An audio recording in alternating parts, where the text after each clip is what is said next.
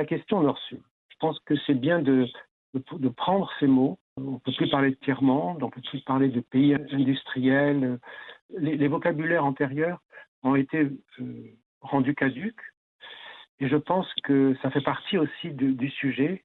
On assiste à une double émergence. Une émergence classique, celle que l'on connaît, celle de pays qui se sont arrachés au sous-développement, notamment les pays d'Asie du Sud-Est, je pense au Vietnam, la Corée, la Chine évidemment aujourd'hui, etc., et qui forment, avec le Brésil et l'Afrique du Sud, ce qu'on appelle aujourd'hui les BRICS. J'entendais dire que l'Algérie voulait rejoindre ce groupe de pays émergents. Mais il y a une deuxième émergence. C'est de celle-là, je pense qu'il faudrait un peu parler parce qu'elle n'est pas tellement vue. C'est celle qui a donné, je dirais, de l'éducation moderne à des milliards et des milliards d'individus au Sud. Et ça, c'est un phénomène qui a à peu près une trentaine d'années et qui provoque une rupture, je dirais, pour prendre un mot savant, une rupture anthropologique dans l'histoire de l'humanité.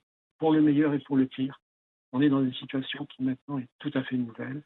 Et ces deux mouvements, l'émergence des sociétés des pays dits émergents et l'émergence des milliards d'individus dans tous les pays du monde, et les jeunes sont évidemment l'expression emblématique de cette seconde émergence. Et tout ça, qu'est-ce que ça donne? Ça donne la fin, ces deux mouvements, signe la fin de la domination absolue du Nord sur le reste du monde. Alors j'insiste sur le mot absolu, parce que pendant des siècles, pendant 4 ou 5 siècles, il y a eu une domination absolue, sans partage. Maintenant, cette domination, elle reste, elle demeure, mais elle est relative. Et c'est ça qui change tout. Voilà. Et ça, je pense que ce basculement est extrêmement positif, extrêmement intéressant, extrêmement risqué aussi. Mais c'est ça qui va faire, qui fait déjà et qui va faire la vie de milliards d'individus de par le monde pour les années qui viennent.